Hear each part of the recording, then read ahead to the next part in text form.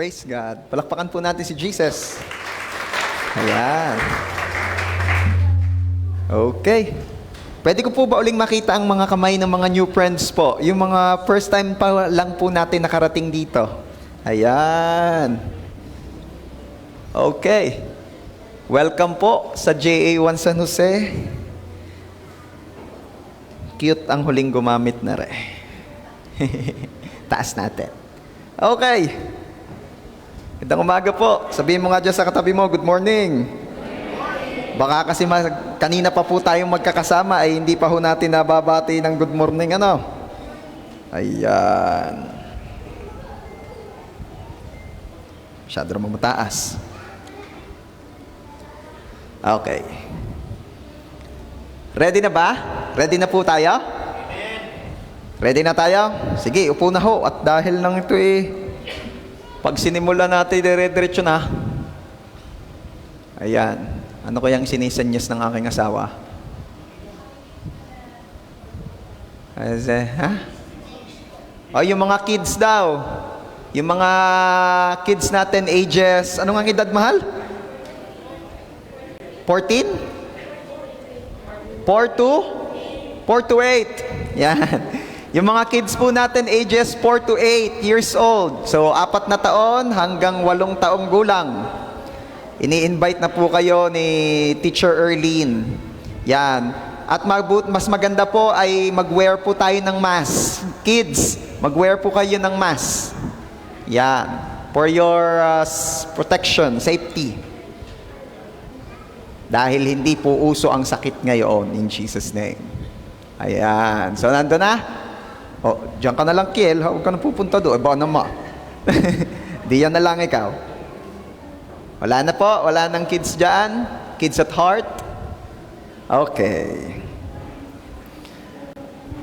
Pasensya na ho kayo. Ang daming patalastas. Kenneth, nak, pasuyo ako ng ating aircon. Talagang ako yun na rin eh. Many are cold and pastor is frozen. Okay.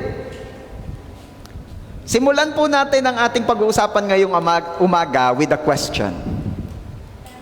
Kung bibigyan ka ng isang kahilingan ni Lord, isa lang ha, hindi tatlo, so hindi genie ang pinag-uusapan natin dito, isa lang.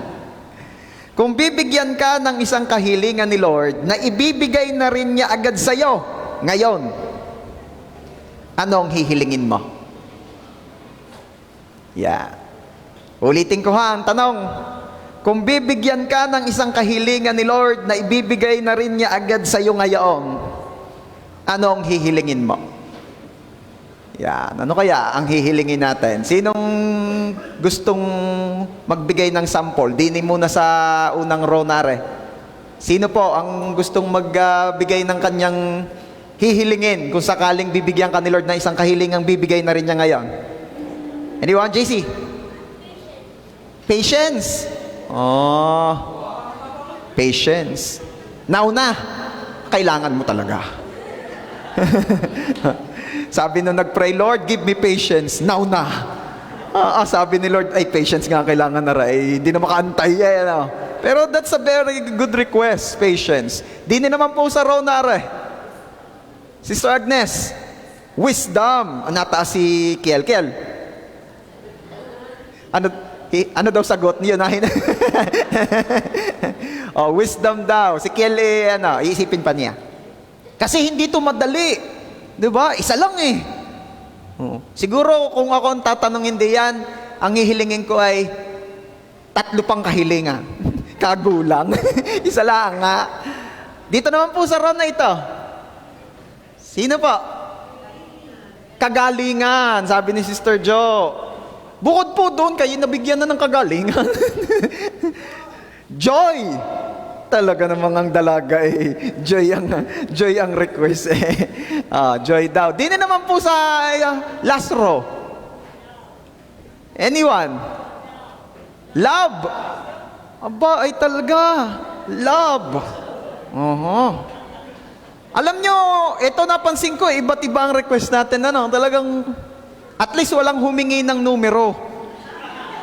Yung iba anong hihilingin mo kay Lord? Numero. Ay, kainama na. Oo nga eh. Alam niyo po, meron pong isang character sa Bible na humiling kay Lord. At ako po'y naniniwala na kung siya ang tatanungin ng tanong na yan, ito at ito pa rin ang isasagot niya. At ang tao pong aking binabanggit sa inyo ngayon ay walang iba kundi si Haring David, si King David. At ano ang request niya kay Lord? Or kung siya ang tatanungin niyan, malamang ito at ito pa rin ang isasagot niya. Ano kaya iyon? In Psalm chapter 27 verse 4, sinabi po ni Haring David, "One thing I ask from the Lord," isang bagay na hihilingin ko sa Diyos, "this only do I seek, that I may dwell in the house of the Lord all the days of my life, to gaze on the beauty of the Lord and to seek Him in His temple." Sabi ni Haring David, isang bagay ang hihingin ko sa Diyos at ito ang hinanais ko. Ang ako'y manahan sa bahay ng aking Diyos buong buhay ko. Makita ko ang kanyang kagandahan at ang patuloy siyang hanapin sa kanyang templo. Antindi naman na rin si David. Diba? Yung iba ay baka ang nasa isip ay house and lot. Yung iba ay baka ang nasa isip ay Fortuner, Montero. Ang iba ay ang nasa isip ay yung maging successful sa kanyang karir o sa kanyang negosyo o sa kanyang trabaho. But look at David. Ano ang hiniling ni David? Ang hiniling niya ay ang makasama at maranasan niya si Lord araw-araw ng kanyang buhay. Alam niyo kung bakit? Kasi kung susumahin po yung mga hinihingi natin, yun na yun. Diba? Patience, wisdom, joy, love, ay nako, lahat po yan ay matatagpuan lang natin kay Lord. Kaya ngayon pong umaga, sa biyaya po ng Diyos, ito po ang pag-uusapan natin. Kukuha po tayo ng mga golden nuggets from this verse. At naniniwala po ako na tuturuan tayo ng Diyos ngayong umaga. So, di ko na po pakakatagalan pa. Ang title po ng aking i-share sa inyo ngayon ay One Thing I Ask from the Lord. Let's pray. Lord, we praise you, we glorify your name. Wala po kaming ibang itinataas sa kalagitnaan ito, kundi ang tanging pangalan niyo lamang po, Ama. Panginoong Jesus, humihingi po kami ng tawad sa aming mga pagkakasala. Patawarin niyo po kami, Lord. Kami po'y nagpapakumbaba sa inyong banal na harapan. Forgive us, O Lord. At pakahugasan, linisin niyo po kami ng inyong banal na dugo. Salamat po sa biyaya ng kapatawaran. We receive it in Jesus' name. Salamat po, Lord Jesus, kasi kayo po ang aming katuwiran sa harapan ng Diyos Ama. Kaya nga po kami nakakalapit ng may kumpiyansa, knowing na hindi po ang aming mga kakulangan ang nakikita ninyo, kundi ang perfection, ang katuwiran ni Lord Jesus. Salamat po. O Holy Spirit, thank you sa inyong patuloy na pagsama po sa amin. Kanina pa po kayong andito. We can feel you. We believe that you are here. You said in your word, O Lord Jesus, that two or more gathered together in your name, you are in the midst of them. We welcome you, Lord. We welcome you, O dear Holy Spirit. Turuan niyo po kami. Bless the lips of your servant as I preach your word. At pagpalain niyo rin po ang lahat ng makikinig. At salamat, Lord, for we believe ang pagtuturo niyo po, ang pangungunan niyo po ang aming mararanasan. Salamat, Ama. Sinasaway po namin sa aming kalagitnaan ang anumang mga bagay na makakahadlang sa aming pagkatuto sa iyong salita. At salamat po, Panginoon, sapagkat tanging salita mo lamang ang mahahayag. Tanging salita mo lamang ang mapapag-usapan. Hayaan niyo, Lord, na sa kahuli-huli ay maunawa ang maranasan namin. Dumating kami sa puntong wala na kaming ibang hinihiling at hinahangad sa buhay, kundi kayo. Salamat, Lord, sa inyong mga kamay. Tinatagubilin po namin ang Sunday service na ito. Be blessed, O Lord. Salamat po. Ito po ang aming prayer in Jesus' name. Everybody shout and say, Amen. The best po muling palakpak para kay Jesus. Ano ba ang mga bagay na gusto ko pong makita natin? Ano ba yung mga bagay na coming from this verse ay pwede nating kapulutan ng aral? Number 1, maganda talaga na lagi tayong napapaalalahanan na ang pinakaunahin natin sa buhay ay ang Diyos. Unahin si Lord. Sabihin mo nga dyan sa katabi mo, unahin daw si Lord. Bago po sumapit yung verse 4 sa Psalm 27, syempre may mga nauna doon, verse 4 nga eh. Tingnan natin, ano ba yung mga nakalagay doon sa verses 1, 2, and 3. Psalm chapter 27 verse 1. The Lord is my light and my salvation. Whom shall I fear? The Lord is the stronghold of my life. Of whom shall I be afraid? Verse 2. When the wicked advance against me to devour me, it is my enemies and my foes who will stumble and fall. Though an army besiege me, my heart will not fear. Though war break out against me, even then I will be confident. Ano pa napansin nyo dito?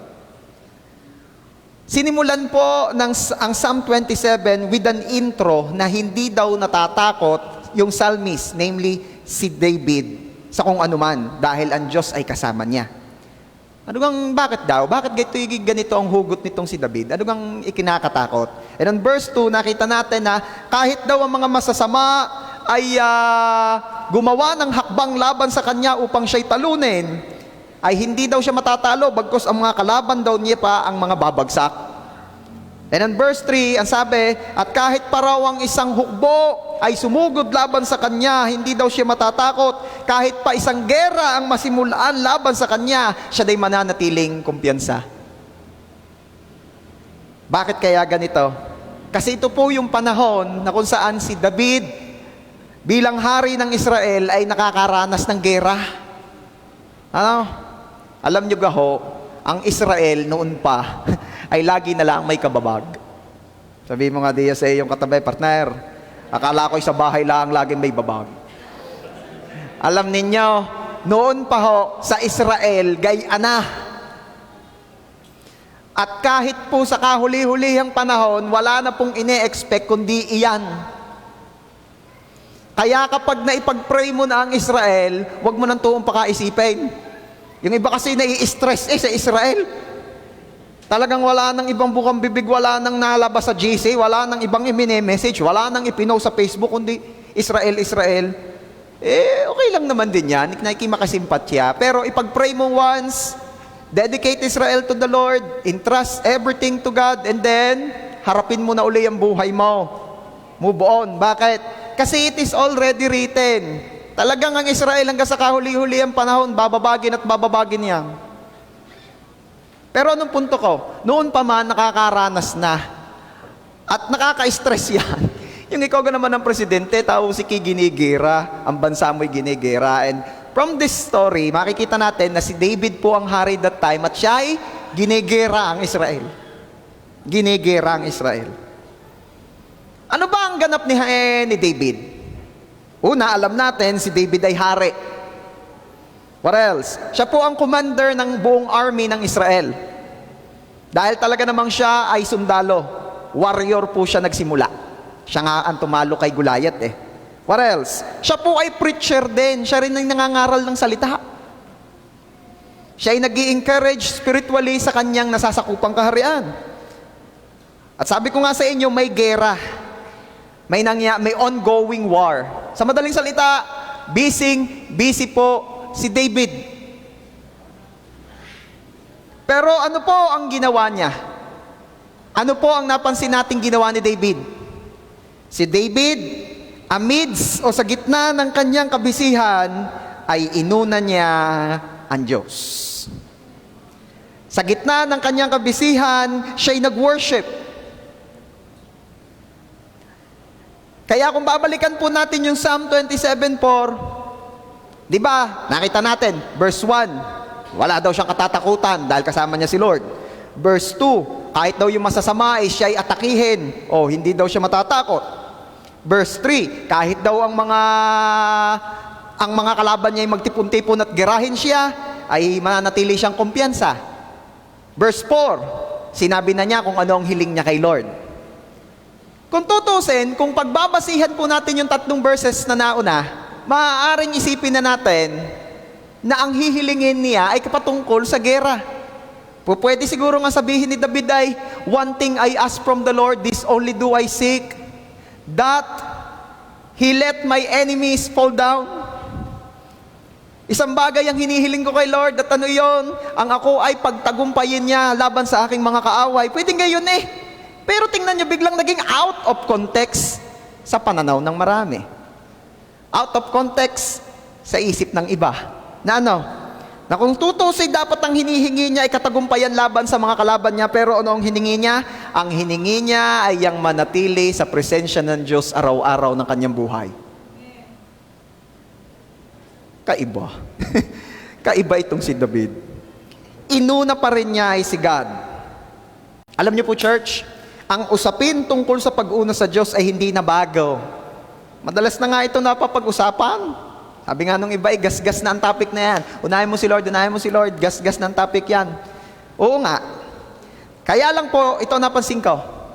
Nakakalungkot po na sa dalas nitong napapag-usapan, parang wala na lang ito sa mga nakakapakinig. Parang, uy, unahin mo si Lord. Oo nga, unahin mo si Lord. Hindi naman inuuna. Tinatamad na minsan yung ibang pakinggan ang mga topic na kagaya nito kasi nga naman, basic daw. Alay, matagal na naming alam yan. Wala gang bagong topic. Pero come to think of this, church. Aanhin po natin ang mga bagong topics, mga napakalalalim na katuruan na halos hindi na mahukay sa kalaliman. Kung hindi naman natin ma-apply ang basic, kung hindi pa natin totally magawa ang sinasabi nating basic. And I can say na ang pag-una kay Lord ay napakatinding worship. In fact, wala na akong nakikitang hihigit pa rito. For me, this is the highest form of worship. Making God your priority. Bakit ko nasasabi yan? Ay matindi hong biyaya ang kailangan rito. Lalo na in times na may gustong-gusto kang unahin, may kailangan kang unahin, pero si Lord ang inuna mo. Imagine yung joy na ibinibigay mo kay Lord. Kaya I can say that the highest form of worship is making your God your priority. May tanong po ako ulit. Church, anong feeling mo kapag ikaw ay priority? Anong feeling mo kapag ikaw ay inuuna? Medyo excited na po kami na mag-senior citizen si Papa. Ayan. Papa po kasi 59 na, so next year, 60 na yan. So, dual citizen na yan. Dual citizen na po yan next year. Filipino citizen, saka senior citizen. Ayan. Excited na po, lalo na mga apo. Kasi pag bibili daw sa Jollibee, at si Lolo ang o-order, may 20% discount. Nga naman. At syempre, alam niyo pa ang isang aming kina-excite kay Lolo, kay Papa, pag siya ay senior na, ay yung siya ay priority na. Pwede na siya sa priority lane. So kapag kami mag-hypermarket, pwede na siyang pumila doon sa pang-senior. Minsan ako pumipila doon, pag tinanong, senior po, senior pastor. Ay, pastor pa naman kayo. Hindi, joke lang po, hindi po ako napila doon. Kakahiya. Ayan. Anong feeling mo kapag ikaw ay priority, kapag ikaw ang inuuna? Yung mga tipong, alam mong may work si Boy P, alam mong may work si girlfriend, tapos sinabi mo, samahan mo naman ako sa church. Siya, sige, ako absent na. Iyan naman. Sarap. Sabihin mo nga dyan sa katabi mo, ang sarap ng feeling. Pag priority ka. Ang sarap ng pakiramdam nung ikaw ang inuuna. Sino po dito yung minsan nang nakaranas mapapila sa priority lane? Diba? Yung mga tipong magre-renew ka ng lisensya, may kakilala ka sa LTO, pinasabay ka sa mga senior. Huwag nyo nang iturot nang hindi itong nagkakahalataan. Diba? Ako nung nag-apply din ng aking non-pro license, driver's license, may kilala po kami sa LTO sa Concepcion. Ayaw. Ay di sabi ho sa amin, siya, pag tinawag ang mga senior, sumabay ka na at ikaw ay kasama daw. Haba nga naman, di biyaya. Priority nga naman, di ako isa sa mga naunang nag-exam, mga unang nag-actual, alam niyo, pabor din pala yun. Agahan na ninyo. Pag kayo'y kukuha ng lisensya, lalo na sa Concepcion, napakadali daw kumuha ng lisensya diyan in Jesus' mighty name. Napakadali ng actual exam diyan. Hallelujah. Maganda rin yung kayo'y nauuna. Napansin ko lang. Alam niyo po kung bakit? Hindi pa masyadong stress ang mga facilitators.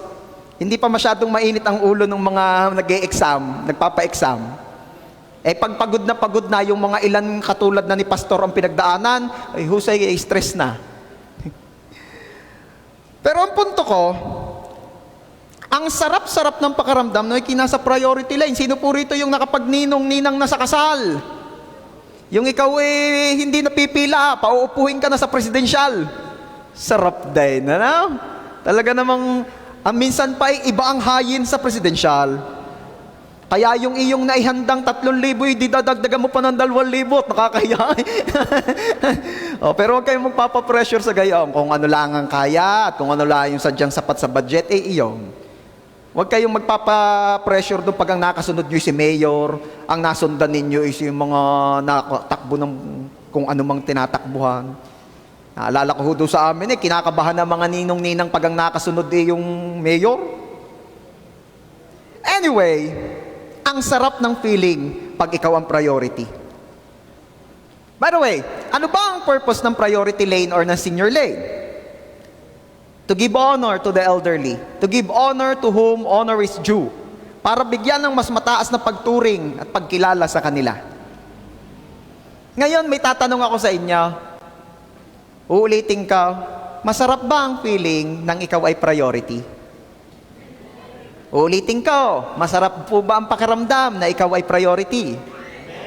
Diba? Nakaranas ka na ikaw ay nasa priority lane, ano? So ito po yung tanong. Church, tanong. Nasa priority lane mo ba si Lord? Nasa priority lane ba natin si Lord? O kailangan pa ni Lord pumila ng pagkahaba-haba para lang makapagpa-appointment sa iyo dahil ang busy mo? Sabihin mo nga dyan sa katabi mo, ba't tumahimik ka? Kailangan pa yata, o kailangan pa, nasa priority lane ba natin si Lord? O kailangan pa ni Lord magpa-appointment sa iyo kasi nasa dulo siya ng pila dahil ang dami-daming kailangan mong mauna. At tumahimik ang JA1 San Jose.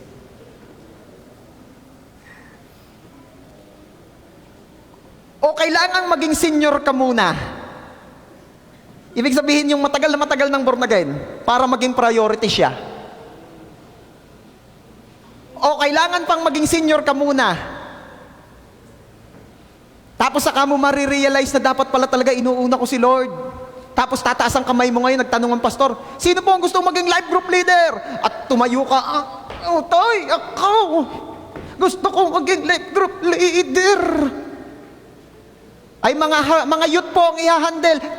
Kaya pa ng energy ko yan. I have nothing against the elderly. I respect you, I love you. Pero ang pinatutunguhan ko ngayon, ang pinatuturingan ko dito ngayon are the youth, the young people. Ay kailan pa tayo maglilingkod? Kailan pa natin gugustuhin gawin ang pinagagawa ni Lord? Pag lahat ay nakalug na. Pag lahat ay kailangan ng palitan ng bushing. Naagit-it na. Hello?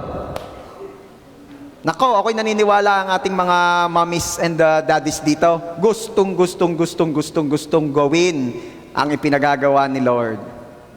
Kaya nga lamang minsan ang katawan hindi na makisama. Mga kabataan, kailan mo pa ilalagay sa priority lane mo si Lord? Iintayin pa ba nating maubos ang pila bago si Lord? O baka naman nasa priority lane mo siya nung youth ka pa lang. Kaya lang nung nagka-work na, nung tumanda na, nawala na. Sabi nung bata-bata pa, uunahin kita Lord!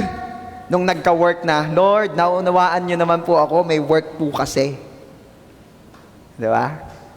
Nung nagka-boyfriend, girlfriend, Lord, naunawaan niyo naman po ako, may date ako. Nung nagkapamilya na, Lord, di ba, family is the first ministry. Oh, galing mo.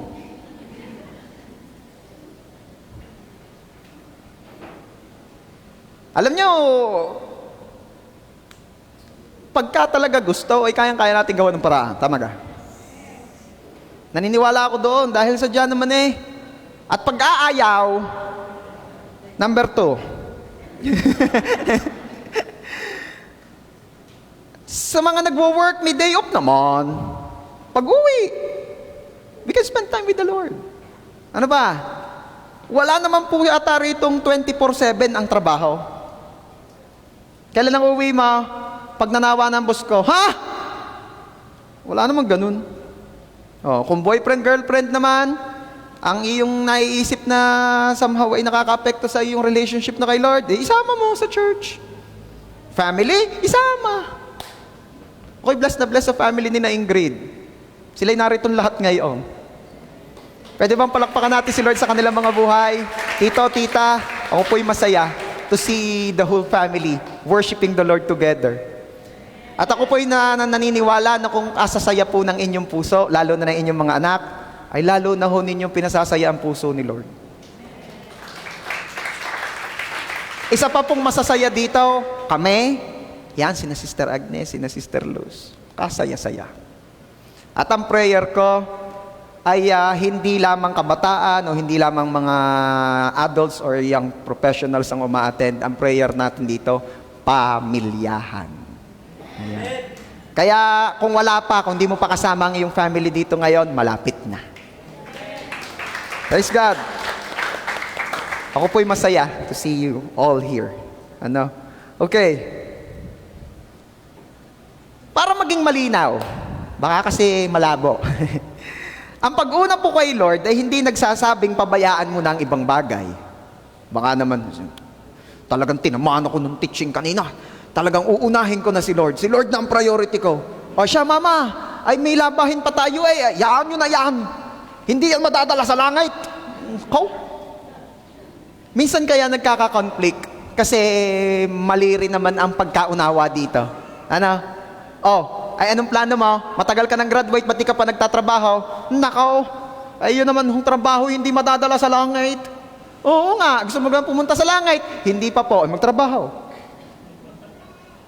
Yung iba eh, ba't hindi ka nagtitipid? Ba't hindi ka nag-iipon? Yung pera hindi madadala sa langit. Ay siya, akin ang pera mo. Bakit?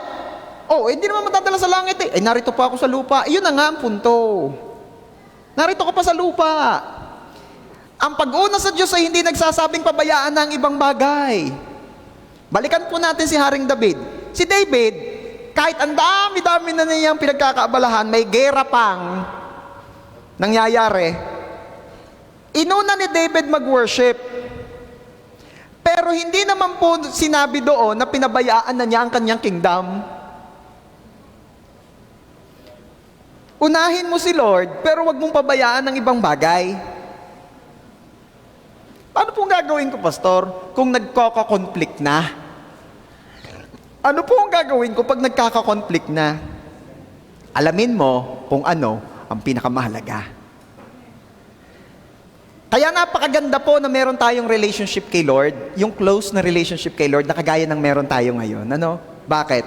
Kasi alam mo kung anong purpose mo. Alam mo kung bakit ka nabubuhay. Alam mo kung bakit ka nilikha ni Lord. Alam mo kung bakit hanggang ngayon nag-e-exist ka pa. Actually, you're not just existing, you're living if you know your purpose. Okay? Bakit yun yung maganda?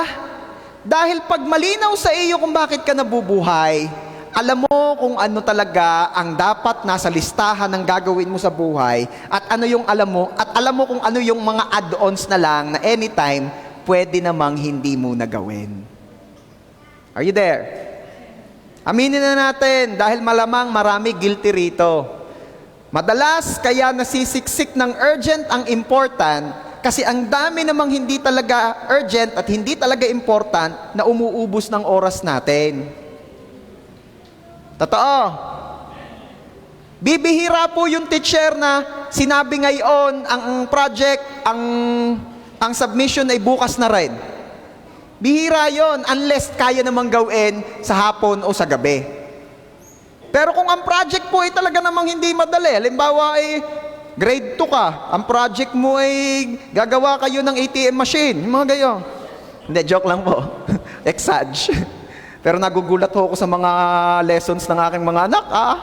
Sabi ko, grade 1 lang ang ari. Hindi ko na rin masagot ano ganyan? Good thing, ang aking asawa ay masipag mag-aral noon, ngayon at magpakailanman. At ang kanyang mister, mahal na Lord. Mahal ni Lord. Yung love description din, kinama na. Ay nakakagulat po talaga.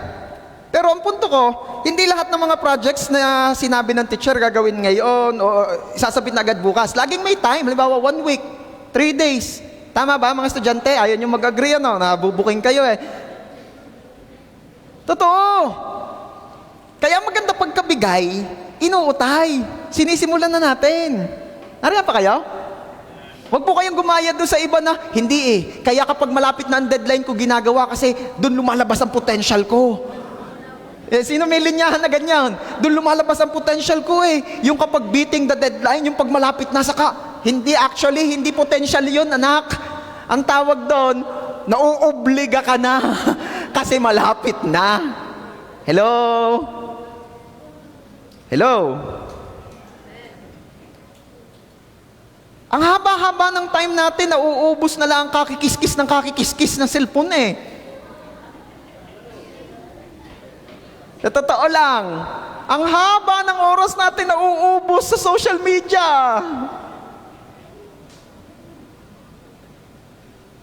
Blessed are those who are not always using their social media account. Sino nag-agree? Kasi talaga naman kahit ako'y guilty riyan May mga ilang minuto o minsay oras pa nga na, napalingat na naman ako, sayang ang oras ko. Tapos sa gabi, sisi ka. Sana'y nakipaglaro na lang ako sa anak ko. Sana'y nakatulungan ko na lang ang asawa ko. Sana'y sa halip na ako'y nakichismis kay Dr. Richard Mata, ay sana ay nakipag-usap na lang ako sa asawa ko. O sana ay nakapaggahok ako ng lupa doon sa amin, di sana ay namumulaklak na yung talong, napag-ulan na Sayang, ang daming oras na nasayang. Ay ano kang magagawa ko, pastor? Ay kung ang napanood ko'y nalaman na ni Ramon na niluluko lamang siya at ang tunay niyang anak talaga ay siya anong pangalan? Si Tanggol. Tapos yung isa naman, kaya po ako pastor nagtagal dahil napaisip din ako, nakakita ako ng tanong sa Facebook. Ano gang tanong? Kaano-ano raw ni Tanggol ang magiging anak ni Ramon at ni Mukang? Kapatid. Tapos paano daw pagka nagkaanak pa si Tanggol kay Mukang? Ano ng anak ni Mukang at ni Tanggol? Yung anak ni Ramon at saka ni Mukang. Ako'y napaisip na, naubos na hong oras ko. Yun na nga. Sayang. Tapos balik tayo sa project. Akala ng mga estudyante riyan, malilimutan ko na. Naubos na ang oras sa kagagayan. Tapos hinanap pa yung mga meaning ng mga nanood ka naman ng sine. Nanood ng mga Korean movies. Hindi na nakita ang pinapanood at bumasa na lang ng sabi ng mga magulang, ang mga anak ko, may diferensya ata ang mata. Bakit? Kung manood ng sine, nakayuko sa baba ang tingin, yung pala ay subtitle na lang, hindi maintindihan Ni-research pa kung ano ibig sabihin ng salitang iyon. Ni-research pa kung saan sa Korea yung poging nakita. Naubos na ang oras. Sabay, malapit na ang submission ng project. Iyan na. At minessage ni life group leader, attend tayo bukas. At ano ang reply naman? Sorry po, may project po ako. Isasabit na po bukas. Kailangan ko na pong tapusin. Wala na po akong time. Sasabihin na naman ng ibang mga kabataan, Pastor, may CCTV camera ba kayo sa bahay namin?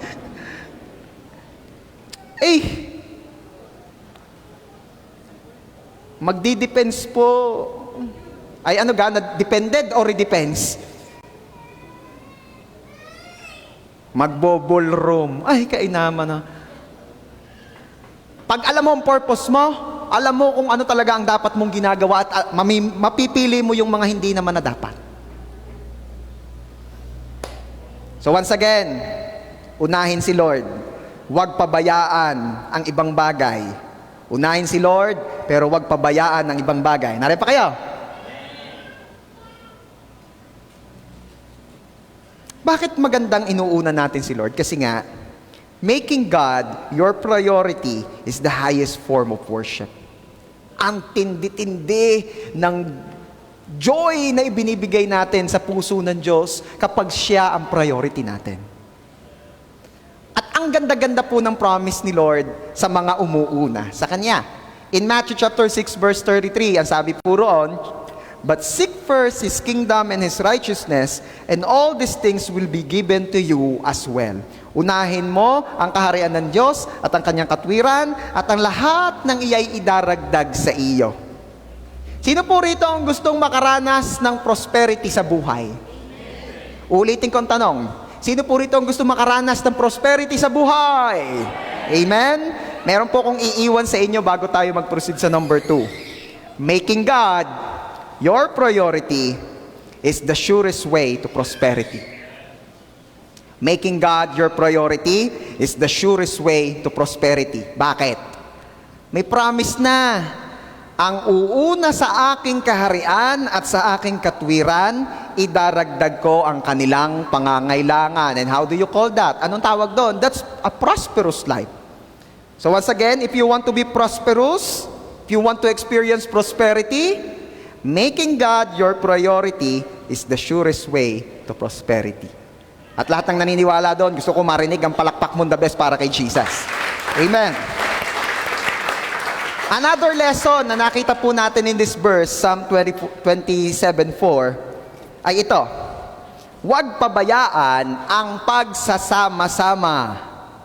Again, Psalm 27:4, "One thing I ask from the Lord, this only do I seek, that I may dwell in the house of the Lord." Kung may hihilingin lang daw pong isang bagay, si David, at ayun ay yung siya'y manatili sa tahanan ng Diyos. Yung lagi siyang maka-attend. Sino po rito yung you always thank the Lord every time na nakaka-attend ka? Nakita ko si Bolts eh. Kaya ang saya-saya ng puso ko. At kung hindi nyo po naiitanong, yan ang kung tatanungin nyo yan si Bolts, papipiliin ninyo sa magandang girlfriend, magandang motor, at ang huling choice ay makapag-church every Sunday. Maniwala kayo sa akin, aamagin yung naunang dalawang choices. Hindi ko po binobola si Bolts dahil nakita ko ngayon kasi kilala ko siya at alam ko ang kanyang pinagdaraanan. Gustong-gusto niya talaga laging maka-attend. Ay boy, nilaban na eh. Sinong duty doon? Bahala na sila sa buhay nila. O napakiusapan mo, boss. Pina-adjust mo ang iyong schedule. Paano sinabi mo, boss, i-adjust mo yung schedule ko. Ganyan. Ayan. Ako'y thankful kay Lord. Bakit? Hindi lahat ay merong gayang lakas ng loob makipag-usap sa boss. O ba't wala ka anong linggo? Eh si boss po, Chevy, ganyan. Walang magawa. Pero pag alam mo ang purpose mo, wala ka namang ginagawang masama eh. Makikipag-usap ka lang naman, boss. Ari naman po kung okay lang sa inyo, makikisuyo po ako. Ako lang ho kasi ay born again. Ako lang ho kasi nag-church every Sunday morning. Baka naman po pwedeng ma-adjust ang schedule. Oh. Pag sinabi hindi, ay siya, ako ho'y nakikisuyo sa inyo. Tandaan ninyo, sa bandaraya makikisuyo rin kayo sa akin. Hindi pala gayon, hindi gayon. Parang politiko na yun, no? hindi ho gayon, parang nanggagapang na yun, no? Rico. Pero yun yung laging nasa pakikipag-usap. Una, lalo't alam mo ang ginagawa mo naman ay para kay Lord. Padalwa, alam mong wala ka namang inaagrabyado at wala ka namang ginagawang masama. Yun yung nasa pakikipag-usap. Nakakatawa na nga lang tayo. Hindi ako exempted. Tayo. Na minsan, yung tama ay ating kinakahiya. At yung mali, minsan yung po ang ako walang kahiya-hiya. Pero I praise God na dito po sa JA1 San Jose ay hindi nahihiya na gumawa ng tama. Amen? Praise God.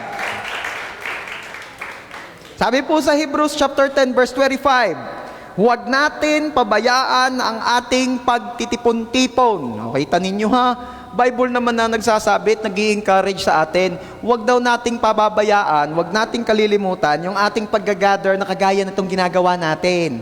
Ako'y natutuwa tuwing nakikita ko yung picture ni na Pasnix, ni na Ingrid, na naroon kay na Sister Agnes, yung naroon sa Balagtasin. Ako'y laging masaya pag nakikita ko sila tipon-tipon doon. Nakita ko sila siya, nandun yung mga life group nila. Sila tipon-tipon, tapos nakita ko mayroon pang cheesy caldereta, tapos mayroon pang turo na pang mayaman. Ganyan pala ang itsura ng turo na pang mayaman. Now I know.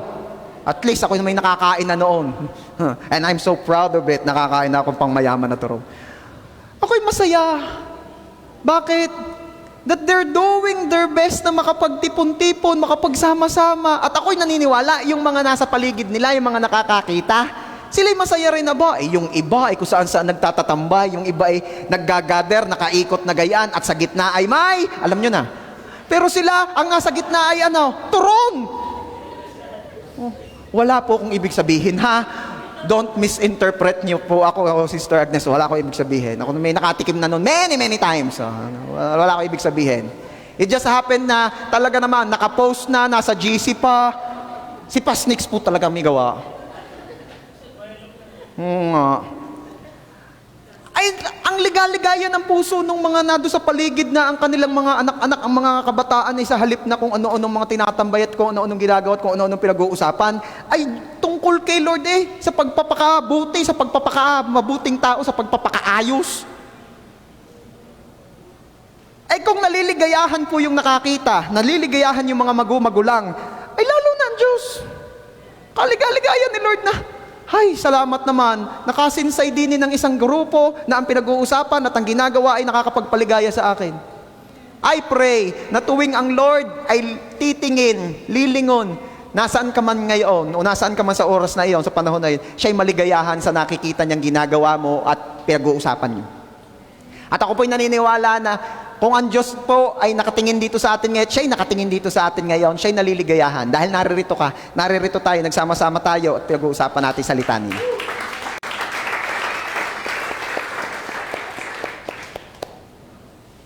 Another form of worship po ay fellowship.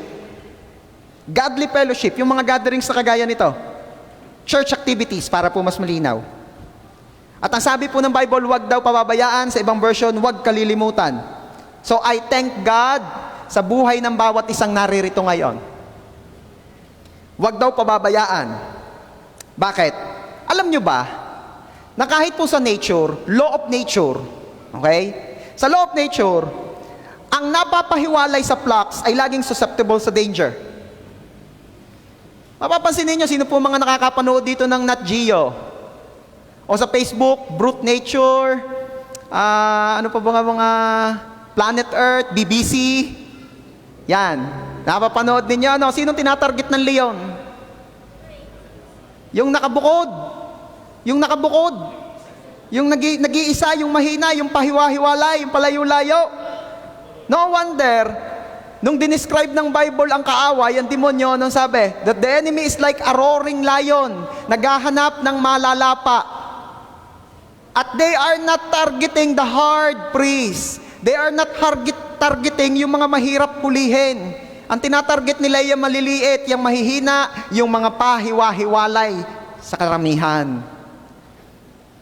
Ano ang punupunto ko rito? Church, pag alam mong may pinagdadaanan ka, lalong wag kang lalayo. Lalong wag kang lalayo sa church. Lalong wag kang lalayo sa life group.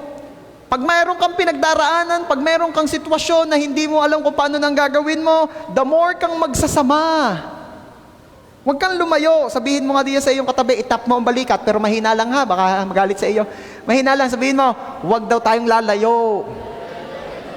Nung nakaraang youth gig, ang pinag-usapan, connected. Stay connected to Jesus and to His church. Okay, meron po akong sasabihin sa inyo rito, pabaon po uli. Ang target ng kalaban ay yung laging nakahiwalay sa kawan. Ano yan? Ang target ng kalaban ay yung laging nakahiwalay sa kawan. Sa flock. Kaya wag kang palayo-layo. Dagdagan mo pa ang church-related activities mo. Kung nakaka-attend ka na ng Sunday service, you are blessed. Pero dagdagan mo pa. Dagdagan ang may impact sa eternity. I-clear ang purpose mo, malinaw na ikaw ay nilikha para kay Lord, to know Him and to make Him known. Dagdagan mo ang mga may impact sa eternity na activities mo at bawasan ang mga bagay na wala namang kinalaman doon. Are you there? Hindi ho masama maghalaman, pero kapag buong maghapon na lamang naghahalaman ka, aba, ay plantita-plantito ng tawag sa iyo doon. Tara sa church, alay, ako'y mag-aangkat pa ako ng aking mga are. At ay nanganak ay puputok na ang paso. Aangkating ko. At gaganda pa lalo ari paghiwa-hiwalay na ang paso. Ay siya sa sige. At bumalik si Jesus. At ang sabi nung maghahalaman, Lord, sasama na po ako. At ang sabi ni Jesus, sinong mag-aangkat ng halaman?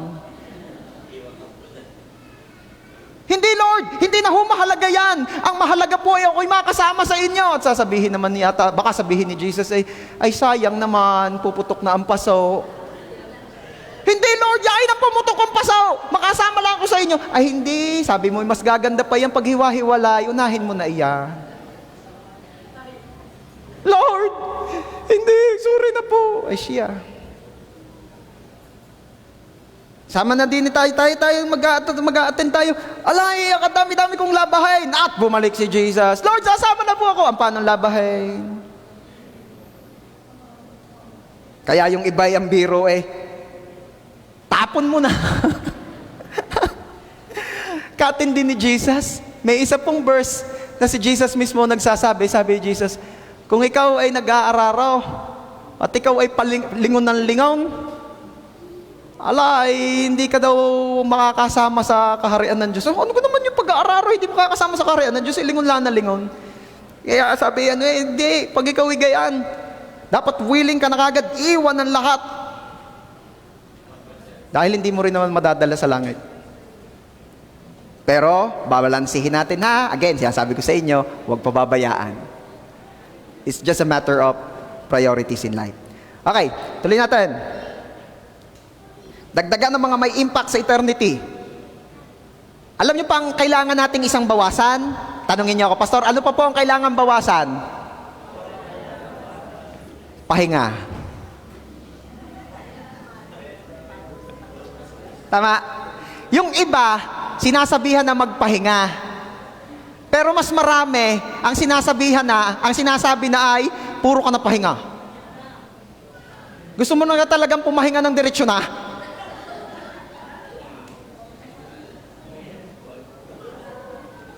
Bawasan ang pahinga.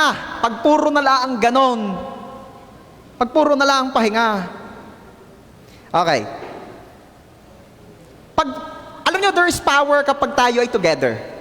Tama? Madami po tayong na-accomplish, mas madami ang nag-iisip, mas madami nagtutulungan. Nagkakaroon po tayo ng opportunity to help pag tayo kasama. How can you help another people kung wala ka? Sabi nga sa verse, magpalakasan, encourage one another, magpadama ng care. Paano makakapagpadama ng care kung hindi ka present? Alam mo ba that your presence ay encouragement? Yung makita ko lamang ikaw rito, nai-encourage na ako. At naniniwala ako na yung makita ka ng mga kasama natin dito, nai-encourage na rin sila. Hello? Sabihin mo nga dyan sa katabi mo, partner, your presence is heaven to me. Bakit? Nakaka-encourage na makita na naririto ka. Ang sarap-sarap sa feeling na yung tipong ako'y tinatamad mag-church. Bakit? Wala ako'y kinakapoy. Hindi ko alam kung bakit talaga may gayon. Kinakapoy. Ako'y kinakapoy. Ayaw pa sabihin tinatamad. Ako'y kinakapoy. Pero sige na nga, makapag-church na nga. Hahanapin ako dun Pagdating mo, nakita mo yung isang kapatiran na alam mo, financially, hindi naman ganun ka-stable. Alam mong pagkakalayo ng pinanggalingan na talaga naman pamasahe pa lamang na lagitik na. At alam mong ang dami-dami rin nun dapat asikasuhin at unahin, lalo na pag siya'y walang trabaho o walang pasok pag linggo, pero nakita mo naroroon ang aga-aga. At ano sasabihin mo? Wow, nakaka-encourage naman are. Kakahiya naman kay Lord ako'y tinamad pa kanina. Samantalang aring batang are, alam na alam ko hindi naman madali sa kanya mag-church, pero nag-church. Yun ang isa sa mga example na sinasabi ko po sa inyo, nakaka-encourage, presence mo pa lang, nakaka-encourage na. So pwede ba sabihin mo ulit dyan sa katabi mo, your presence is heaven to me. Nakaka-encourage na ikaw ay present. Diba? Kaya ang prayer ko, yung mga bakanting upuan yan, pagtulong-tulungan nating maging present na rin yung mga nakaupo riyan. Amen? Okay. Ano pang kagandahan ng nagkakasama-sama? May nasya-sharean ka ng iyong mga pinagdaraanan. Kahit pa paano. Hindi mo naman sinasabi, lalapitan ka, kamusta? Ayos naman, ayaw mong i-share, nahihiya ka. Hindi nga, totoo, ayos ka lang. Opo, ayos lang po ako. Asya, sige, hindi ko rin alam pero the Lord is leading me to pray for you. Nung naipag-pray ka, akala ko ayos ka.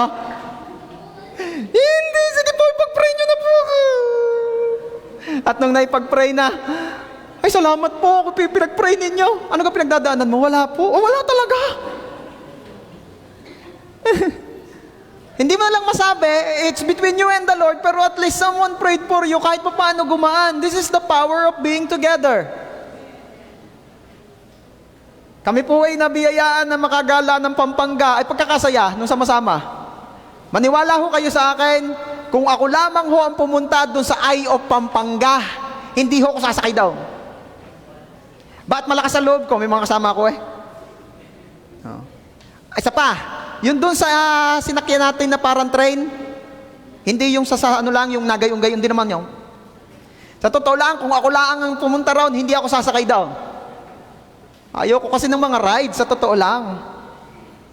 Ayoko lang magpaka-KJ sa inyo. Ay nakita ko, sakay ang Sister Lisa, sakay ang Sister Los, sakay ang Sister Glads. Nahiya ako, sakay ako ano na lamang, tapos lumakas-lakas ang loob ko nung nakita ko na ang katabi ko si Philip, ayaw rin pala ng mga gayon. Lumakas ang loob ko, bakit? Yung pala mga ayaw sa rides, pogi. Ay, di ako sumakay. Ang next topic po natin, humility. Rico. Pero honestly, hindi ho talaga ako kilala ako ng mga kakilala ako. Hindi ako nasakay sa gayang. Nakita ko Sister Lisa, enjoy na. Guys, sige na, game na. Sister Los. Lalo na sa susunod, pag makakasama natin ang mga Inay Eli at ang Inay Eli nakasakay doon sa roller coaster na may 360 gayon, mapapasakay na ako. Natakot ako, ako sana sasakay. May nakita ako, life group ko, pag babae suka. Ay, sorry for the word. Ay, hindi na ako sumakay, sabi ko, ikaw. Ay, huwag kayong masyadong tumawa, saka huwag kayong titingin ha, para hindi mahalata ako sino yung titing na. Okay. That is the power of being together. Yung may kinakatakutan ka, pero dahil may kasama ka, lumalakas sa loob mo. Hello? Yung natatakot ka, parang, kaya ko pa ba magpatuloy kay Lord? Ang dami ng galit sa akin ang dami ko na naging problema. Kaya ko pa magpatuloy kay Lord. Tapos nakita mo, may mga kasama ka sa church, nagpapatuloy rin kay Lord. Ay, kaya ko yun. Kaya nga ng inay, kaya nga ng tita, kaya nga ng tito, kaya nga ni ineng, kaya ko din. That's the power of being together. No wonder, ang sabi ng Bible, huwag mong kalilimutan ng pagsasama-sama, huwag niyong kalilimutan ng pagtitipon-tipon. There is power sa pag magkakasama. Sabihin mo nga dyan sa katabi mo, hahanapin uli kita next Sunday. Sagutin mo naman, hahanapin din kita. Okay.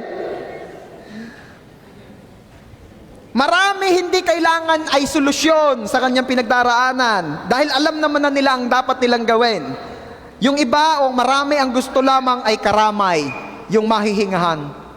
Ay papaano sila makakatagpo ng makakaramay kung wala ka? Paano ka magiging blessing pagdating sa bagay na to kung lagi tayong wala? So wag natin pababayaan ang ating pagsasama-sama. And this is the power of having a life group. Yung nabe-bless tayo pag nagsasama-sama tayo pag Sunday, hindi ito sapat. Ito yung maganda pero hindi ito sapat. Iba pa rin yung ikaw ay nakakasama sa life group. Bakit? Nabe-bless ka na doon sa life group nyo at believe me, pati yung mga nasa paligid nyo nabe-bless. Natutuwa. Kaya, yan yung next lesson na nakita ko dyan, huwag pabayaan ng pagsasama-sama. Hiniling ni David ay yung lagi daw siyang nasa gawain ng Diyos. Dahil alam niya there is power, there is encouragement pag nagkakasama-sama ang mga anak ng Diyos. Praise God. Lahat ng mga minatututunan, pumalakpak ng the best kay Jesus. Last na po. Last na. Number 3. Ilaban ang oras mo para sa Diyos. Sabihin mo nga diya sa iyong katabi, ilaban mo ang oras mo para sa Diyos. Di ba binanggit ko sa inyo kanina that the highest form of worship is making God your priority? Bakit? Kasi when we make God our priority, yung pinakamahal na commodity, yung pinakamahal na resource na meron ng tao, which is time, ang siyang ini-o-offer mo kay Lord. Bakit yan ang pinakamahal? Wala ka nang mabibilhan. Kahit pa ikaw ay trilyonaryo, wala kang mabibilhan ng oras. Hello? Yan langis may nabibili May nabibili pa, meron pa, marami pa. Saka hindi mo alam, baka sa bakuran nyo may langis. Hindi mo alam, pero huwag kang masyadong hukay ng hukay, baka deposito mahukay mo. Ano ba? Marami, lahat ng mga precious commodity sa buhay, meron pa yan, nabibili pa. Oras lamang, wala kang mabibilhan. And when you worship God, when you prioritize God, that's the highest form of worship. Kaya ilaban natin. Mayroong nanakaw at nanakaw niyan. Mayroong kukuha at kukuha niyan. Again, in Psalm 27:4, ang sabi po ron ni David, "One thing I ask from the Lord, this only do I seek, that I might dwell in the house of the Lord all the days of my life." Ay, tayo nga ho talagang sa totoo lamang linggo lang yung mismong gathering natin. Pero nung tinanong si David, anong gusto mo? Sabi ni David, gusto ko araw-araw nasa church. Gusto ko araw-araw nasa presence ni Lord. Gusto ko araw-araw gumagawa ako ng mga bagay na tungkol kay Lord. Alam ni David na marami siyang task bilang hari, preacher ng word, commander. Kaya ito ang naging prayer niya. Magandang prayer to Lord, pwede po bang lagi na lang akong nasa presence mo? Yung wala ng alisan, yung wala ng tigil. Sino po rito yung kahit papaano gumagana ang pakiramdam mo kapag nasa presence ka ni Lord? Yung kahit papaano medyo, hindi naman totaling nalimutan ng problema, pero kahit sa moment na ito, kahit papaano gumagaan ang pakiramdam mo, dahil kahit papaano, nalimutan mo kahit saglit, yung mga pinagdaraanan mo. Kaya nga hindi mo masisisi si David na ang daming problema that time, ang daming pinagdaraanan that time, hindi natin masisisi si David na ang prayer ni David, Lord, pwede bang laging ganito na lang? Ako naniniwala ngayon, nakukonvince na kayo, kung pwede nga lang laging ganito na lang yain na, kung pwede lang laging ganito, kaya lang hindi talaga pwede Kaya ito ang prayer ni David, kung pwede lang laging ganito na lang. Wala nang alisan, wala nang tigil.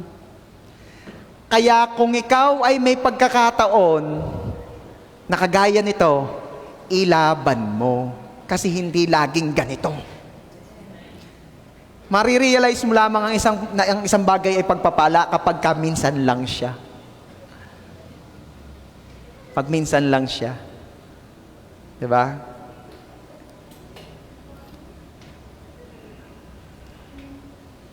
What else? Mapapansin ninyo that worship needs effort. Ang paglapit kay Lord, ang pakikipagrelasyon kay Lord needs effort. Hindi po talaga uubra kung hindi ka mag-exert ng effort. Dati po ang worship ay as normal as breathing air. Talaga? Opo. Nung panahon po ni Eva at ni Adan, napakasimple po ng worship. Kasi meron silang constant communication with the Lord. Kasi naman nung time na yun, wala naman silang iniisip. Hindi naman nila kailangan maghanap buhay dahil naroroon na lahat sa Garden of Eden. And that time, hindi naman daw mahirap ang mga bagay-bagay. Napakadali ng lahat. They're just worshiping God and that's all. Nung pumasok na ang kasalanan, yun na. Doon na nagka-problema sa communication, sa connection with the Lord. At dahil sa kasalanan na siyang naging harang sa pagitan ng Diyos at ng tao, yun ang naging daan upang ang mga taong dati sanay sa presensya ng Diyos ay hindi na nasanay. Nasanay na hindi nakikipag-connect kay Lord. At ang katawang ito ay laging, kung tatanungin mo at pagbabasihan mo ng desisyon mo, ay laging sasabihin niya ay ayaw niya. Ayaw niya. Kaya nga sabi ng iba ay dahil ang lakas-lakas daw talaga ng gravity sa umaga, Lalo na pag umaga ng linggo. Linggo ng umaga, lakas daw ng gravity, ang hirap daw bumangon. Sino nag-agree daw? Kasi nga kung katawan mo ang tatanungin mo, ayaw niyan. Dahil itong katawang ito ay masyadong makamundo. Gusto ng katawang ito ay alwan. Ang gusto ng katawang ito ay yung madali. Kaya nung sabi ng isang psalmist in Psalm 103 verse 1, inuutusan niya ang kanyang kaluluwa. Sabi niya, "Bless the Lord, O my soul. Bless His holy name." Inuutusan niya ang kanyang kaluluwa, "Hoy! Huwag kang tatamad-tamad! Hoy, kilos! Mag-effort!" Honestly, sino rito sobrang sipag pa rin mag-pray? In Jesus' name. Di ba? Hari nawa. Hari nga. Bakit? Bihira ang masipag mag-pray. Kasi nga, ito yun. Ayaw ng katawan.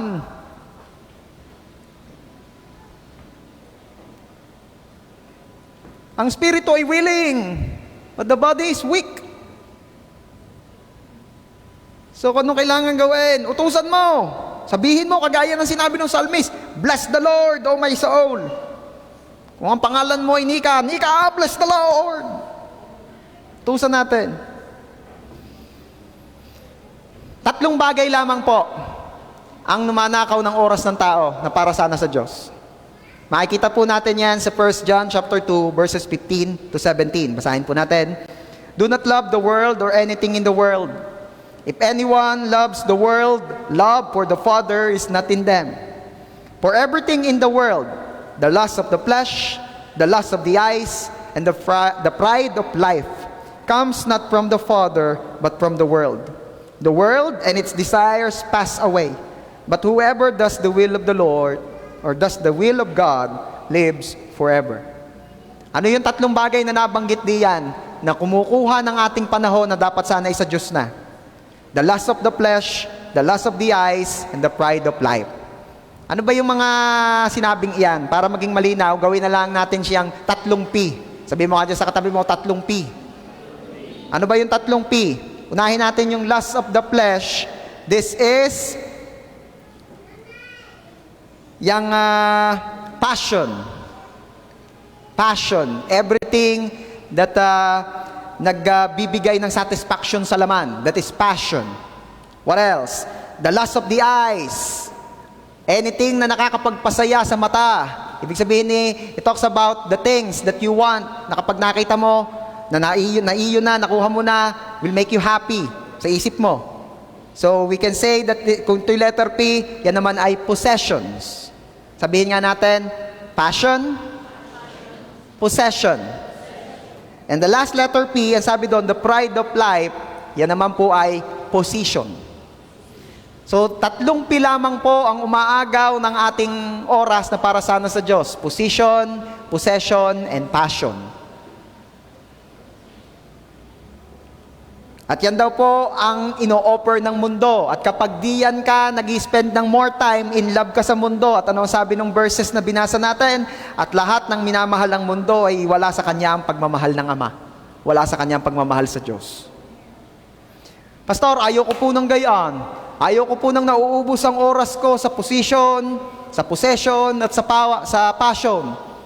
Paano po ang kailangan kong gawin? Paano nga ba ang kailangan nating gawin para unahin natin ng Diyos? Ano nga ba ang kailangan nating maunawaan para ilaban natin ang oras natin sa Diyos? And I will end up with this, with the verse na sinimulan na natin. In Psalm 27:4. Basahin nga po uli natin for the last time. 1, 2, 3, go. "One thing I ask from the Lord, this only do I seek, that I may dwell in the house of the Lord all the days of my life, to gaze on the beauty of the Lord and to seek Him in His temple." Bakit dumating sa point si David na ganyan na ang gusto niya?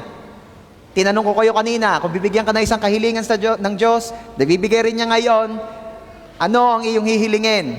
May kanya-kanya tayong hiniling, at kung babalikan natin si David, ito ang hiniling niya. Bakit dumating na sa point na si David, ito na ang hinihingi? Tatapos na tayo. Makikita ninyo sa prayer niya. Makikita nyo sa mga sinabi niya kung ano ang sikreto ni David. And I pray na yun ay makuha rin natin. Ano ang mga sikreto ni David? Sabi niya, "That I may dwell in the house of the Lord all the days of my life." Bakit naiilaban at gusto ni David na ilaban ng oras niya kay Lord? Una, dahil si David po ay may eternity mindset. Ano sabi niya? That I may dwell in the house of the Lord all the days of my life. May eternity mindset po si David. Alam niya na hindi forever ang buhay dito. Na ang dapat paghandaan ay yung susunod na buhay at yun ang mas mahaba, yun ang mas matagal, yun ang walang katapusan. Kaya inilalaban niya ang oras niya sa Diyos dahil alam niyang itong buhay rito temporary lang. What else? Ano pa meron dyan? To gaze on the beauty of the Lord. Bakit ang prayer ni David ay yung lagi na lamang niyang makasama si Lord, lagi na lang niya maranasan si Lord dahil wala nang mas gaganda pa kay David. Wala nang mas gaganda pa kay Lord sa paningin ni David. Kaya kapag may mas maganda pa sa'yo, meron pang mas maganda compare kay Lord sa'yo, ay talagang mag-i-struggle kang ilaban ng oras mo. Sabi mo nga dyan sa katabi mo, pinakamaganda na si Lord. Sabi ng iba, ba't hindi ka makakapunta? Sayang din, magandang opportunity. Ay, magandang kikitain. Ay, maganda. Pero kapag si Lord ang pinakamaganda, ilalaban mo ang oras mo, maniwala ka. And lastly, ano pa makikita nyo riyan? And to seek Him in His temple. Bakit nailaban ni David at inilalaban ni David ang kanyang oras para sa Diyos? Dahil wala na siyang hinahanap kundi si Lord. Kapag may iba ka pang hinahanap, hindi mo may ilaban talaga ang oras mo sa Diyos. Pag ang hinahanap lagi ng tao ay pira, mahihirapang ilaban ang oras sa Diyos. Pero kapag ang hinahanap ay si Lord, ano nga uli ang promise in Matthew 6:33? Ang lahat ng inuuna ko, hinahanap ako, ang aking katwiran, ang aking kaharian, idadagdag ko na sa iyo lahat mong pangangailangan. Amen. So I pray na ngayon pong araw na ito may natutunan tayo. I pray na biyayaan tayong lahat na makagaya ng heart nitong si David. Na kung may hihilingin din tayo, may pinakahihilingin din lamang tayo sa buhay, ay yun ay ang maranasan at makasama natin ang presensya ng Diyos araw-araw ng ating buhay. Ang makita ang kanyang kagandahan at ang patuloy siyang hanapin sa ating mga buhay. Amen. Palakpakan natin si Lord. May I invite everyone to stand up, please.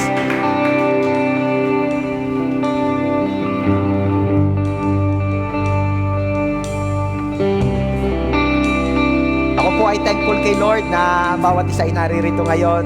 Ako po ay naniniwala na marami pong pinarealize ang Diyos sa atin. So as we end, we will pray. Pag-pray po natin, kagaya ng prayer ni David. Na Lord, ang hinihiling po namin is to be with you. Ang hinihiling po namin is to be with you. Ito po yung aming heart's desire. Ito po yung pinakagusto ng puso namin, ang makasama ka araw-araw ng aming buhay. Alam namin na kapag kasama ka namin, nandun na ang blessing. Alam namin na kapag kasama ka namin, andun na yung good health.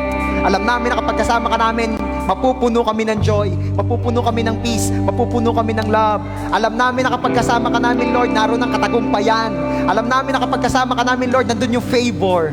Oh, ikaw ay package deal, Lord. Hayaan niyo pong makita ng inyong mga anak na ang pinakakailangan ng tao ay ikaw. At ang lahat ng umuuna sa iyo, ang lahat naman ng aming mga kinakailangan at hinihiling, ikaw ang magdadagdag noon sa amin. Oh Lord, we pray that this song will be our prayer, that this song will be our heart's desire. This is my cry, my one desire is to be where you are, Lord, now and forever. It's more than a song. My one desire is to be with you, is to be with you. This is my cry, my one desire is to be where you are, Lord, now and more than a song. My one desire is to be with you, is to be with you.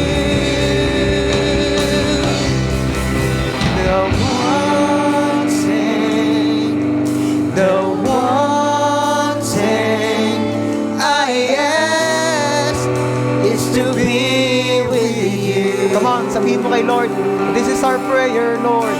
The one thing, the one thing I ask is to be with you. Mga kalalakihan, sabihin natin, The one thing, the one thing I ask is to be with you.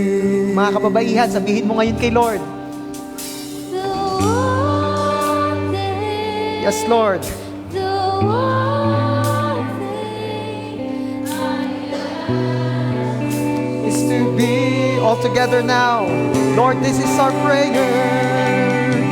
The one thing, the one thing I ask is to be with you. For the last time, sabihin natin lahat, the one thing, The one thing, the one thing I ask is to be with you.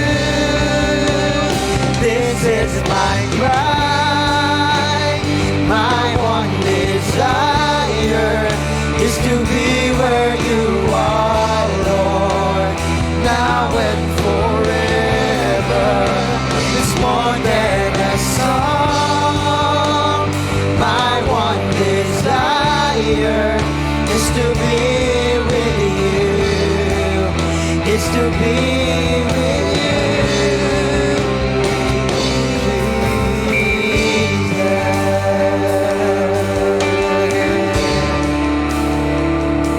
To be with you, Jesus.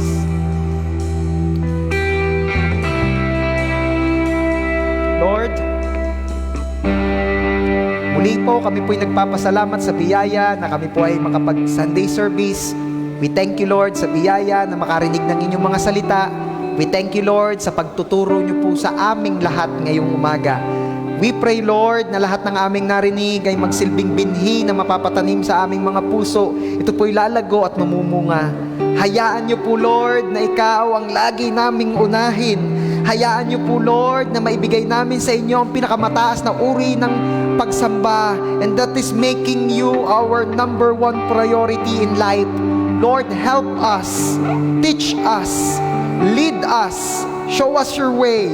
Hayaan niyo po na makita at matutunan namin kung paano namin iaayos sa mga bagay-bagay sa aming buhay upang ikaw ay lagi naming mauna. Hindi ka masiksik na mga bagay na aming pinagkakaabalahan, bagkos ibigay namin ang number one slot, ang sentro ng aming mga puso sa iyo. I pray and declare in Jesus' name na ang JA1 San Jose family ay church ng mga anak mo na ikaw ang number one priority sa buhay. I pray and declare in Jesus' name na ang JA1 San Jose family ay pamilya ng Diyos na laging inilalaban ang kanilang oras para sa iyo. At salamat, Lord, because the sure way to prosperity is making you our priority. Thank you, Lord God, for blessing your people na laging ipaprioritize ka sa kanilang mga buhay. As you said in your word, na lahat ng uuna sa iyong kaharian at sa iyong katwiran, idaragdag mo ang kanilang mga pangangailangan. Salamat, Lord, dahil naniniwala po kaming habang inuuna ka namin at patuloy na inuuna sa aming mga buhay, di mo kami pagkukulangin at pararanasin mo kami ng labis-labis pa. Salamat po, Ama.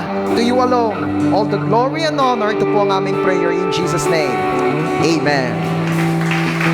Praise God. Sige po, makakaupo na po tayo. God bless you.